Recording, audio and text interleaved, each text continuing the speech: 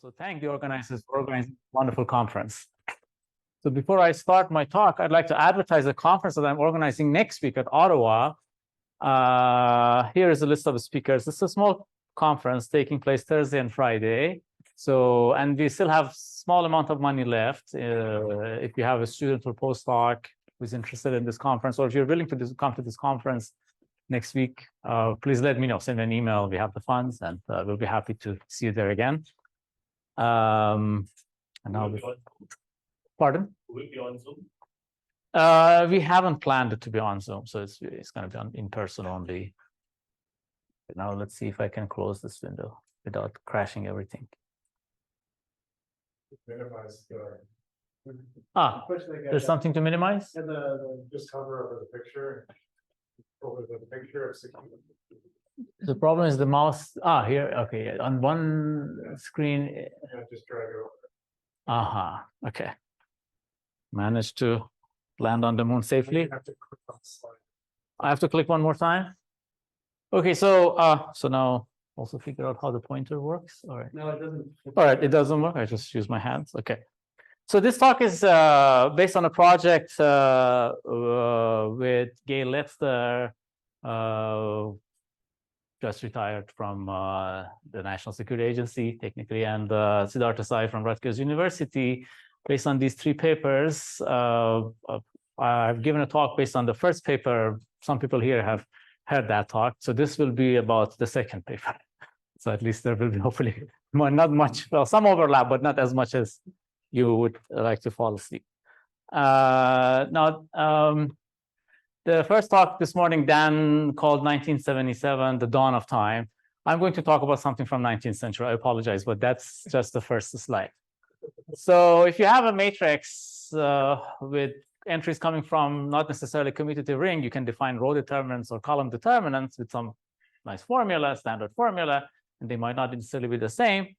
And now if you take polynomials in n-squared variables coming from coordinates of the affine variety, which is the n by n matrices, then you can look at these operators, these order one differential operators, and these operators, when they act on polynomials, they form a Lie algebra that's isomorphic to GLNC, and these are usually called the polarization operators. And there's this mysterious identity from basically 19th century called the Capelli identity, which says if you do the row determinant of this operator, these shifted versions of the polarization operators in this sense, then you get determinant of the matrix X multiplied by determinant of the matrix D. So these entries here are now, pairwise commuting, and therefore these determinants make sense in the ordinary way. So there's this kind of identity which was discovered in the 19th century by Alfredo Capelli. It's probably a bit old-fashioned to show pictures of handsome mathematicians, but they still decided to do that. So the history is that Hermann Weyl used this identity in his famous book, The Classical Groups, to prove fundamental results about invariant theory, in particular the first fundamental theorem of invariant theory. And then I think in the 80s or so, Roger Howe gave some representation theoretic interpretation of these identities and connected this to a whole lot of other invariant theory, dual pair correspondences, Howe duality, and so on. So now becoming a little bit more formal, let G be a reductive Lie algebra and let V be an irreducible finite dimensional G module. I'm going to assume that V is a multiplicity-free space, which means that the algebra of polynomials on V, which naturally carries a Lie algebra action by G, by either left or right translation, doesn't matter, is a multiplicity-free representation, which means it's a direct sum of irreducible G modules, each of which showing up only once, so no multiplicity.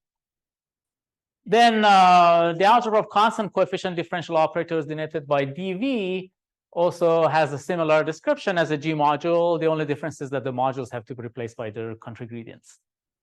And then we have the algebra of polynomial coefficient differential operators, which is nothing but a Weyl algebra generated by multiplication operators by the coordinates on V and differentiation in the directions on V. And of course, they do not commute, but they have to satisfy the usual Weyl relations. And this space PV is naturally a module for PDV. And for many reasons, people in invariant theory and representation theory are interested in the structure of the algebra of G invariant differential operators. So the actions of G on P and like PV and DV carry over to PDV by this nice formula. And then you can ask about this algebra of G invariant differential operators. And this has to do a lot with the Harsh-Chandra homomorphism and a lot of things that are kind of classical. So from the previous slide, we know that PDV is a tensor product of PV tensor DV, and each of them have these module decompositions. So you can write a vector space decomposition of PDV. This is just a vector space decomposition. It's not a way of describing the algebra PDV as like algebra of or relating to the algebra endomorphisms on V or decomposing. So it's not consistent with the actions on PV. Sometimes this has been confusing. It's just a vector space decomposition. And it's a way to, and it's a way to get just a basis of the algebra of invariant differential operators. Just a way to get a basis, nothing about equivariance or the actions or anything. So how do we get this basis? If you look at G invariance on both sides, and here I should have the G rather than a C, then on the right-hand side, you have one-dimensional or zero-dimensional spaces depending on whether lambda and mu are the same or not. And then the identity element here, when lambda and mu are the same, will correspond to some element on the left-hand side, some differential operator, and therefore we get a distinguished basis, so to speak, of the algebra of invariant differential operators. That's not the only basis you can write, but that's one distinguished basis. And I should have brought my watch to be able to watch time. Can I see the time? Yeah. This computer is not really doing that. Ah, okay. So that computer is you not. can just look at the time. Okay. So here's an example. If I take my multiplicity-free space to be the n by n matrices with respect to the left and right action of GL and V, this will be multiplicity-free. And of course, from classical invariant theory, we know that PV decomposes as a direct sum of modules parameterized by partitions of length at most n. And now if I take, say, the partition with only one box, it will correspond to the Euler operator. And if I take the partition, which is just a column with n boxes, it will correspond to that Capelli operator. So that's a way of getting new operators that resemble the Capelli operator and try to ask interesting questions about them. These operators will act by scalars on the irreducible components of PV. That's just Schur's lemma. And then a question that was raised, I'd say, early 90s by Bert Kosten, and then there were efforts made to solve this question by Wallach, and then papers of Kosten and Sahi and so on, and eventually led to the theory of these interpolation Jack polynomials. The question is to compute a formula for this eigenvalue. Okay. So in principle, this question really is about computing Harsh-Chandra image of those operators, but that's kind of interesting family, and it actually led to the following family of polynomials, symmetric polynomials, not necessarily homogeneous and parameterized by partitions of length at most n, which satisfy this condition, this property, which says that these polynomials kind of behave like delta functions. So each polynomial p lambda upper row depends on a list of parameters rho 1 up to rho n, and it is supposed to be 0 on all partitions mu of size at most size lambda and different from lambda, and exactly at lambda equal to mu, it's supposed to have some non-zero value. You can normalize it to 1 if you like, but there are reasons to normalize it slightly differently, which are not important for this talk. You see a hook product kind of formula, and then you can ask for which row such a family of polynomials exist. And Sahi showed that under mild conditions on rho, you can find some genericity condition on rho. You can find such polynomials from a different angle. These polynomials were studied around the same time by Okun-Kobolshansky. They were called shifted Schur functions and shifted Jack polynomials. Well, shifted Schur functions were known before, I guess. They were called shifted Jack polynomials, and they turned out to be also a fundamental in this kind of problem. So just to answer the problem about the eigenvalue of those Capelli operators in terms of these polynomials, I'll focus on this special case. You can do this for more general settings, but for this talk, I want to focus on this special case where I want to consider G to be the complex Lie algebra obtained by complexifying a real Lie algebra GLN F, where F is a division algebra over R, and I want to take V to be complexification of the symmetric cone, so to speak, of positive matrices with entries over F. So VR is just the space of Hermitian matrices with respect to the correct involution on the division algebra. So for F equals R, you have symmetric matrices. For C, you have the usual Hermitian. And then for F equals quaternions, you have the kind of quaternionic Hermitian matrices here, and you complexify. And that will be multiplicity-free space. And again, this is a kind of encoding of like different results in invariant theory, which say that PV is parameterized as G module by partitions of length at most n. Now, of course, in the case F equals R, the V lambdas will be representations which, strictly speaking, correspond to partitions of even length, but I'm dividing the lengths by 2 to get just ordinary partitions. And in the case F equals H, the decomposition would be on partitions where the number of parts is even, and I'm just dividing the partition by 2 in a different way to get ordinary partitions, so as to put all the 3 results in one framework and just, you know, encode them in the same way to get some uniform description. And then, well, as you might expect, the eigenvalue of that Capelli operator d lambda on the summand v mu is given by evaluating this interpolation Jack polynomial p lambda rho, for rho being the usual half sum of the roots for GLN type or type A, evaluated at mu plus rho, where mu plus rho means you write a partition as an n tuple and you just add the components of this rho to it to treat them as vectors. And this number d is just the short root multiplicity of the restricted root system here, if you're familiar with restricted root systems for real reductive Lie algebras, but otherwise it doesn't really matter. It's just some root multiplicity. Okay. Are there any questions? So for E6. You can do this for that. Yeah, I mean, yeah, it will be the same, right? I mean, but for the rest of the talk, I will only be doing this GL situation, right? So you can also do that, right? I mean, you can even do this for more general multiplicity-free spaces. There's a paper of Friedrich Knopp about this. It's a paper that's hard to find in some proceedings, but yeah, there is such a paper. Yeah, one thing I might want to say is that the reason these polynomials are called interpolation Jack polynomials is the result of Knopp and Sahi, that the top degree homogeneous part of these polynomials produces the sort of familiar Jack polynomials. So what we want to do, or well, what we wanted to do is to do the passage to the quantum setting and try to construct Capelli operators and for a quantized enveloping algebra, and compute the eigenvalues of these operators and see what kind of polynomials. I mean, when we had an answer, we had this kind of ansatz. We knew that there is a Q version of these interpolation Jack polynomials. They're actually also constructed by Sahi and Knopp kind of independently, mid-late 90s. They're called interpolation Macdonald polynomials. They're kind of a non-homogeneous family of polynomials whose top degree again produces the familiar Macdonald polynomials. And well, we wanted to construct the right setting of operators which would have the eigenvalues of those polynomials, kind of completing the picture in invariant theory.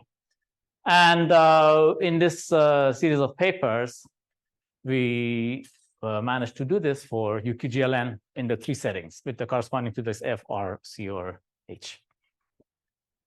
So just setting up some notation. I don't think anybody gave a formal definition of a quantum group here with generators and relations. So just setting up notation, the weight lattice of UQGLN is denoted by the free abelian group generated by epsilon 1 up to epsilon n. the usual characters of the Cartan, and the roots, the simple roots for the positive simple roots are the alpha i's, which are epsilon I minus epsilon I plus 1, and the quantum group is generated over the field C of Q. So I'll take Q to be a transcendental variable. So it's generated by these EIs and FIs and the K lambda, satisfying a bunch of relations that are familiar to hopefully some of you.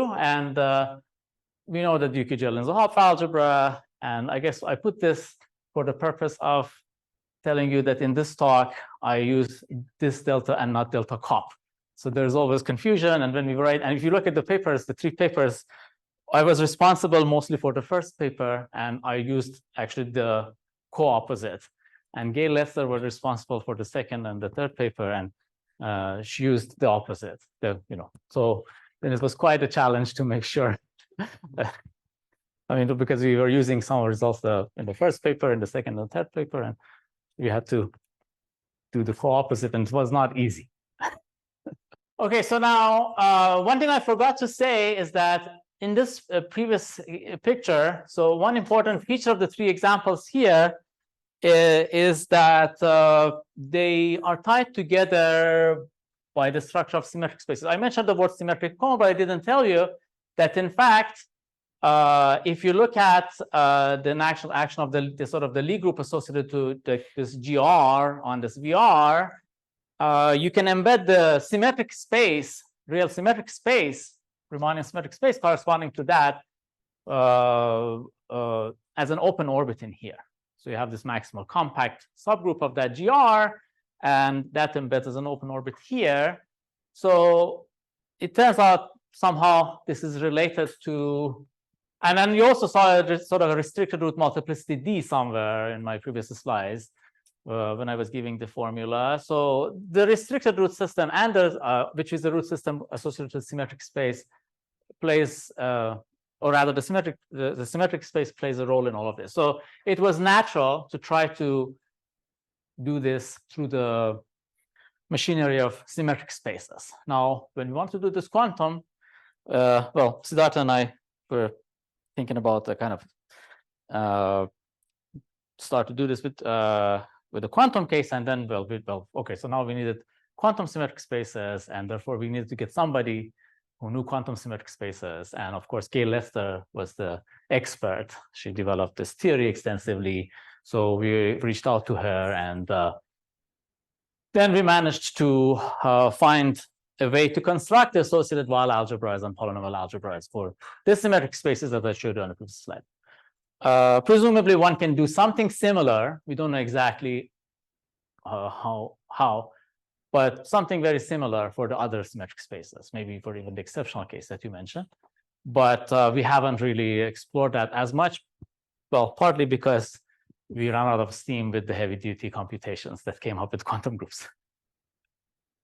So what is a quantum symmetric space? Of course, the naive approach would be that, well, the symmetric space corresponds to this Lie subalgebra K of G, which is fixed by the involution of G. So maybe we could look at, if you want to sort of do an associative version of that, maybe you should look at the quantum version of UK, which would be the quantum group UQK embedded in UQG, but it turns out that's not the right approach. The right approach, which was the effort of many people, whose names I probably can't fully mention, Naomi, Sogitani, Kurvinder, other people, and then finally Gail Letzter. The right approach turns out to be to think about the quantum symmetric space as a coideal subalgebra in UQG. So the initial approach was to try to construct a two-sided coideal subalgebra in UQG, which plays the role of the quantum symmetric space. And then it turns out that is actually not quite working for all cases. Then it was discovered that one should look at a one-sided coideal subalgebra. And that's the Gail Letzter approach. And she basically developed a full theory out of this.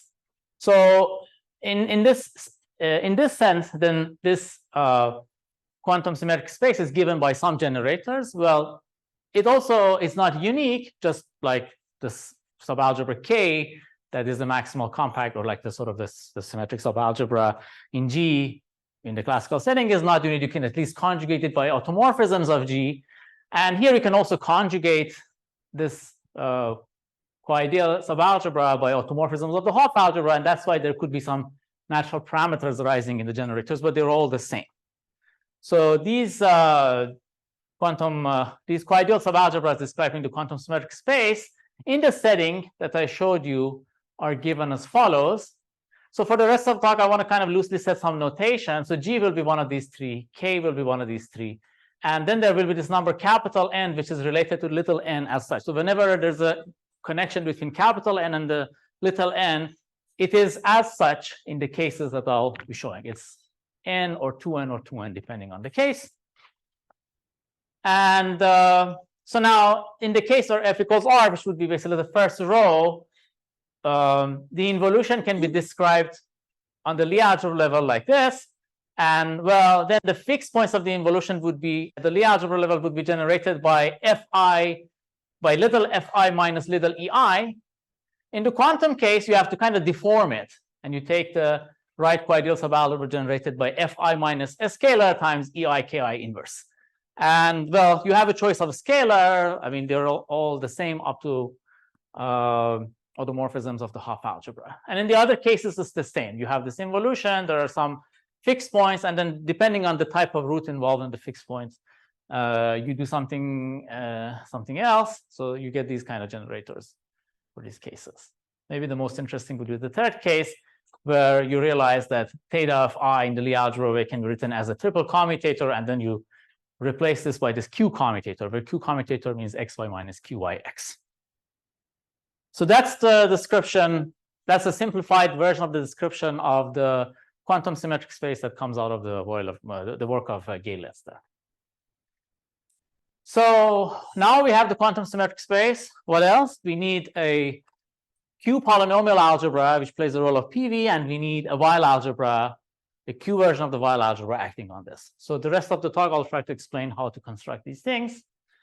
The Q polynomial algebra, at least for the second case, the GLN cross GLN, is easier to construct, and it's a well-known construction. It's the FRT bialgebra. So given an R matrix, you can form this bialgebra generated by n squared variables, which satisfy the relations dictated by this matrix. This doesn't have to be an R matrix. You can always do this for any tensor, any two tensor like that, and you get a bialgebra. And the particular example, which a lot of people work with, is when you actually take the R matrix of the standard representation of UQGLN, and in this case, you end up with this algebra with relations that are pretty familiar to anybody who has worked with quantum coordinate rings or quantum algebras and so on.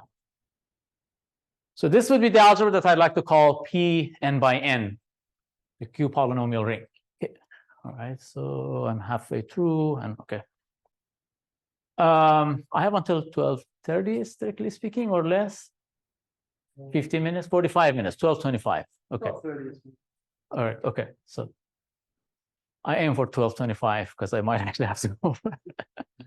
All right. So now this algebra, I guess from Tim Hodges' talk, you saw that the coordinate ring can sit inside the dual of the quantum group. Something like this was mentioned in the talk.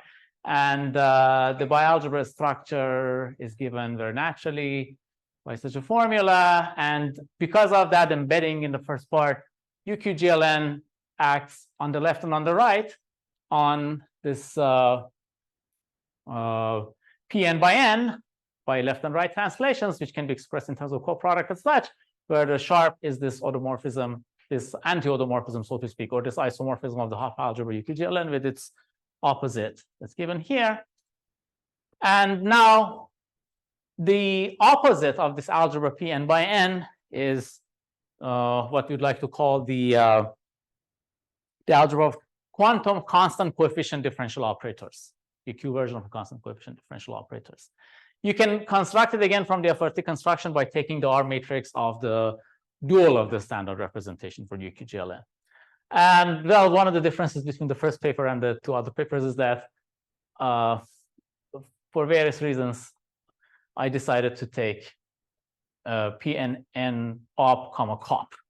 So I also wanted to invert the coproduct because certain formulas would have looked simpler, at least to me, maybe not necessarily to Gail. But anyway, so it's essentially the same thing. So there's really not much of a difference. The formulas for the left and right actions can also be described concretely on the generators, and that's enough because you have a module algebra. This Pn by n and Dn by n are module algebras over UQGLN, and they resemble the actions of those polarization operators on polynomials in the ordinary setting, in the non-quantized setting. So things are not that bad. You hope that you can do computations. Yes? If you were doing an arbitrary representation, arbitrary simple algebra, would you get those algebras of Bernstein-Zwick-Nagel? It's like a... It should be closely related. Yes, it should be. Right. In fact, yes. I mean, maybe the correct approach to do the sort of other cases, like the exceptional cases and so on, would be to take like one of those algebras which allow a flat deformation. Right. So I think, I guess if I remember correctly, we realized a proper subset of the examples in those papers would be the ones that we could do this construction for, but yes, it's pretty close. But the computations can also be delicate. Here, things are much nicer in terms of relations, and that's one of the impeding factors in those. So, so now I told you how to do this for this like GLN, which corresponds to the case where F equals C, the GLN cross GLN over GLN, that diagonal symmetric pair. But I want to tell you how one can do this for the first and the third case. So here you need a different kind of coordinate ring.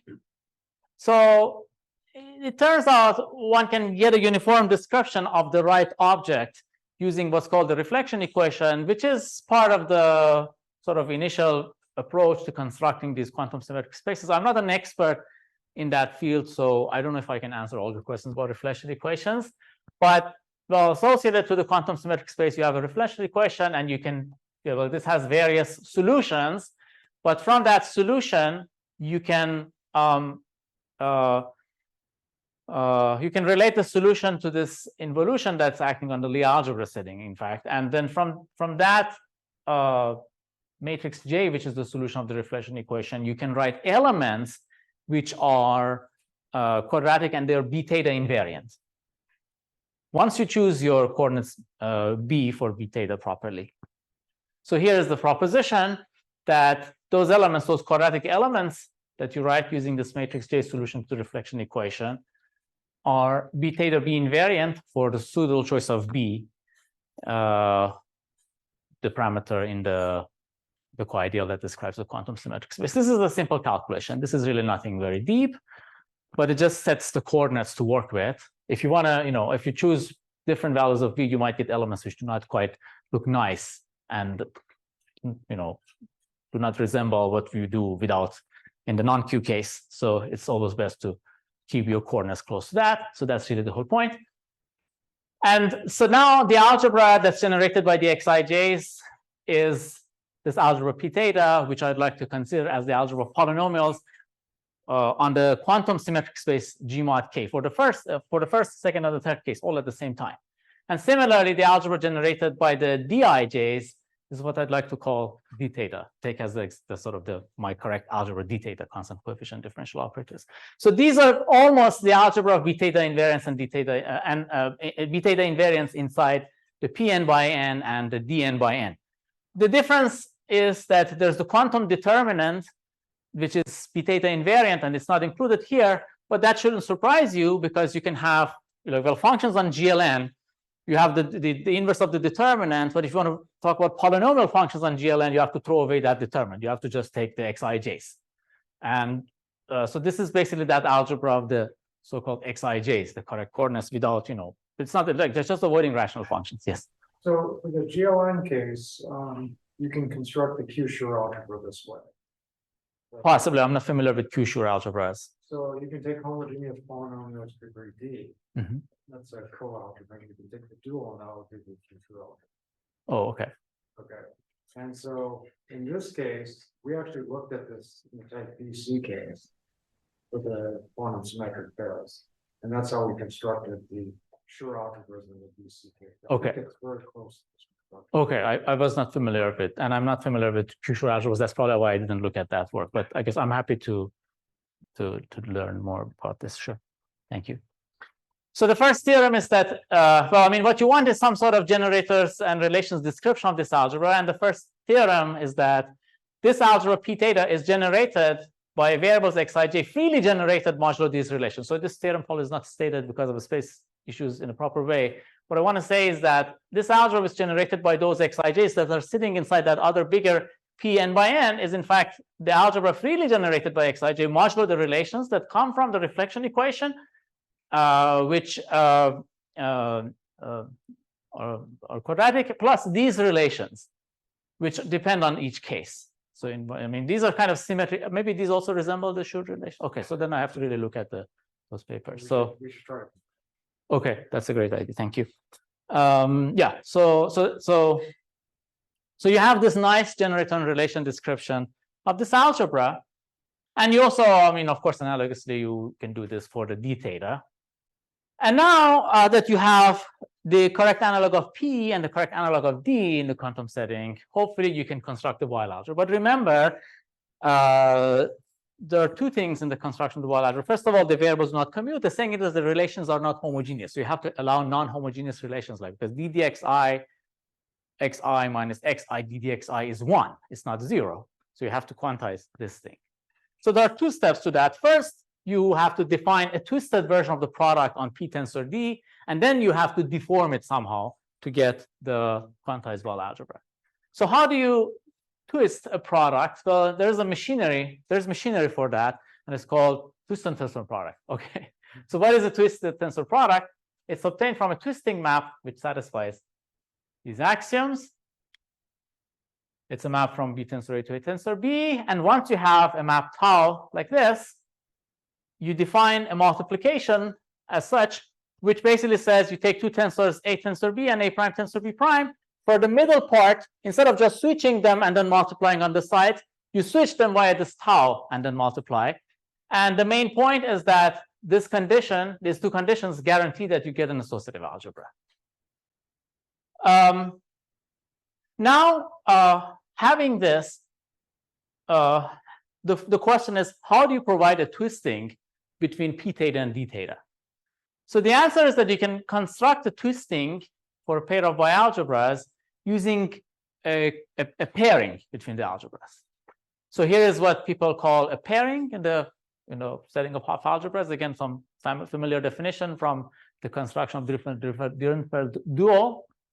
This is what a pairing between two bialgebras is: linear map with values into the field of a scalar, satisfying these conditions with respect to the product and coproduct.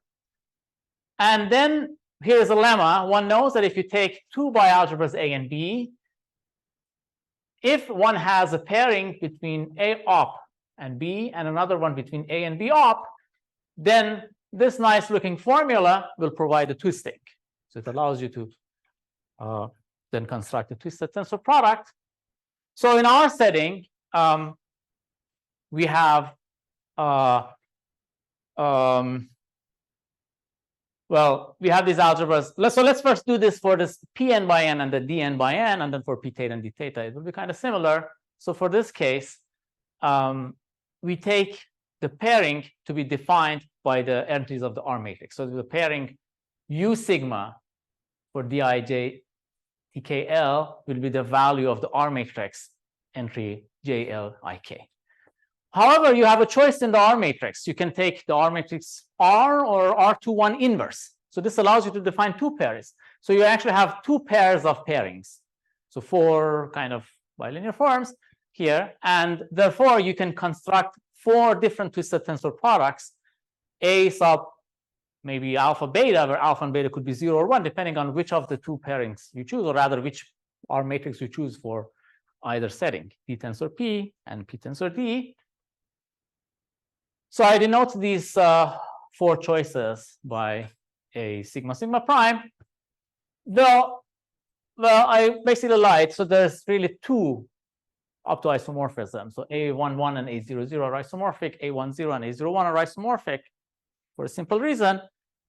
But still the question is which one is the right direction to go. And well, so you'll see what the solutions will be, and I cannot say why the other one doesn't work quite very much. There's still things to understand there, but it's just because we had a candidate Weyl algebra which worked in the case f equals c, the diagonal case, and we wanted to match those coordinates, and it just one of these worked, the other one didn't, so then we just chose the one that works. So now, so in order to construct this twisting, so what we do is we first construct an extended Weyl algebra, which is that we take two copies of P, say with generators Tij and T prime ij, which do not commute. So I mean, or rather, there's really no relation between the Tijs and T prime ijs, and two copies of the D with no relations in between them. And now you can define twistings on D hat and P and D and P hat. So you can form two different twisted tensor products by imposing these relations. So these relations they uniquely extend to twistings on D check tensor P and D tensor P check, and then you can form these two bigger kind of Weyl algebras, and then you realize, well, you might say, oh, maybe I should have taken the Xij and Dij sitting there, and that was the correct subalgebra. But turns out it's the Xij and D prime ij, which is defined as like mixed relations like that, which is the correct subalgebra. And these guys, the commutation relation between these guys is, well, it's kind of hard to work with, but it can be worse if you choose a different choice of condition. If you choose beta plus sigma equals 0, it looks even more complicated. And that's why we chose beta plus sigma equals 1. And from this, you realize that if you define this twisting, theta alpha nu upper, theta alpha nu upper, tau alpha nu upper theta, with this formula where S is either R2R or R21 inverse, and here this little T2 means transposing the coordinate of the R matrix in the second coordinate, then you get this twisting map, and this twisting map defines a twisted tensor product, which embeds as a subalgebra of this bigger Weyl algebra that I constructed on the previous slide. So anyway, the moral of the story, maybe these formulas are just too complicated, and well, I don't have a simpler way to explain all of this, but the moral of the story is that you can figure out the right twisting, which describes this graded version of the Weyl algebra as a twisted tensor product. So now that you've constructed the Weyl algebra without this +1, the sort of non-homogeneity constraint, you want to deform it properly to construct the Weyl algebra that you're looking for. And for this, again, it turns out there's machinery in the literature developed by Walter and Witherspoon related to the formation of PBW algebras. So the general machinery is that if you take two algebras which are cojoule and quadratic cojoule algebras, which are realized as quotients of tensor algebras over two vector spaces y and z, then if you pick any linear map from z tensor y to y tensor z, you can extend it naturally to any m-fold tensor product and m'-fold tensor product of y and z, and this automatically will be a twisting map on tz tensor ty, on tz and t, between tz and ty. And now the algebra that's obtained as a twisted tensor product is a cojoule algebra, which is given by quadratic relations generated by I and j, the relations that describe A and B as quotients of the corresponding tensor algebras, and the mixed relations K given by this, sitting inside y tensor z plus z tensor y. So this is the description of the twisted tensor product before the deformation. And then if you take a linear functional on I plus j plus k, you can look at this kind of deformation. So you basically deform your relations via mu, via the scalar coming from mu, and then the resulting algebra is a PBW deformation of the original algebra E you constructed here, if and only if this relation holds. So this gives you a way of kind of a constructive way, or rather computational way to make such a Weyl algebra, first you realize your algebra as such. For example, for the quantum polynomial algebra, we have this sort of Tijs, spaces of spanned by the Tijs and Dijs. Maybe I should show you the next slide. And then you want some suitable mu satisfying that mu tensor 1 equals 1 tensor mu condition. And well, if you want to carry over the actions, you want equivariance, but well, voila, there you go. You can also see that this is UQGL and equivariance. And then you just apply that result of Walton Witherspoon as a black box. And the result is this algebra, which is given by these formulas. So this is going to be the Weyl algebra in the case where the two algebras of Pn by n and Dn by n. Is there a question? So how can we have this like thing with, why did you need this other mess a few slides ago if you could just use this well that was to deform from the graded to the ungraded, but the previous mess was to create the graded version. But doesn't this create, isn't the graded version, sorry, go back one slide? Well, I needed to know what twisting to pick. So I needed to know what twisting to pick. Well, because this is at the level of tensor algebras, but then you want to show the twisting descends to a tensor B. I can't, I mean, whatever twisting. So this, I mean, maybe there's, okay, there's a disconnect between here and here. So this is just a twisting at the level of tensor algebras, but I want to show the twisting descends from B to something from B tensor A to A tensor B. And that's where you needed. Exactly. That's why I needed the other mess, right? Yeah. Right, because I mean, anyway, the twisting was defined by such a daunting formula. So at least daunting to me. Okay, so this is the algebra that you create in the end in one case. In the other cases, the relations are somewhat more complicated, but still not that bad. And well, all of this was kind of set up so that we get to this algebra in the case F equals C, because we knew that this algebra should be the right one. This algebra was studied by Waxman and company, so to speak, the school of Waxman. The other Ukrainians, Shkliarov and Sinelshchikov, if I can pronounce those names properly, and in the study of quantum bounded symmetric spaces. And in fact, there was some work by Olga Bechstein on Q Capelli operators, which would pertain to the case F equals C. So we wanted to be consistent with what was going on in the past, and all of these choices were made to get to the algebra, to this algebra, which was also the algebra that was considered before. So anyway, that's what you get. And so now, and now I'm kind of running out of time. That's where I'm in this last 5 minutes of my time, which I requested. And so the theorem is that in the other cases, in the case F equals R and F equals H, something similar happens. You just have to pick the right bilinear form, the right bilinear form, which will lead to the right mu and so on and so forth, and makes things equivariant. So you actually get this Weyl algebra. And once you have this, well, you realize